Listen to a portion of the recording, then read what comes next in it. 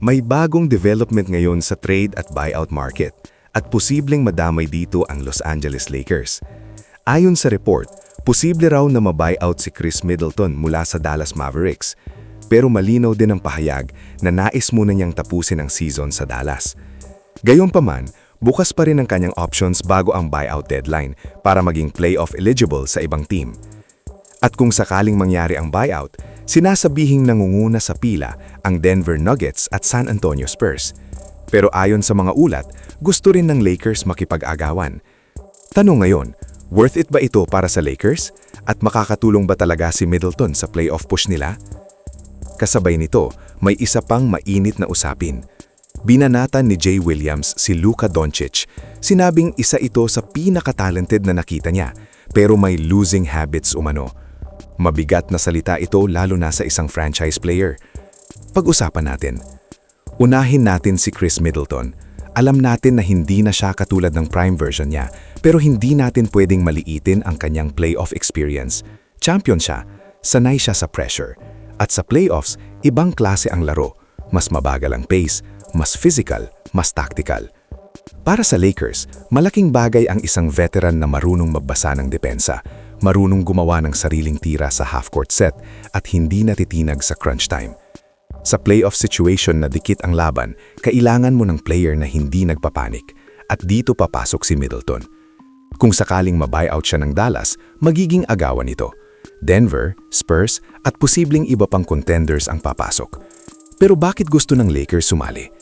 Simple, kulang sila sa consistent two-way wing na may championship composure. Ang ganitong klase ng player ay hindi basta nakukuha sa mid-season. At kung buyout lang, mababa ang risk. Hindi mo kailangang isakripisyo ang core mo. Pero may risk din. Tanong, healthy ba siya? Kaya ba niyang maglaro ng heavy minutes? At fit ba siya sa sistema? Ngayon, lumipat tayo sa issue ni Luka. Ayon kay Jay Williams, sobrang talented ni Luka, walang duda doon.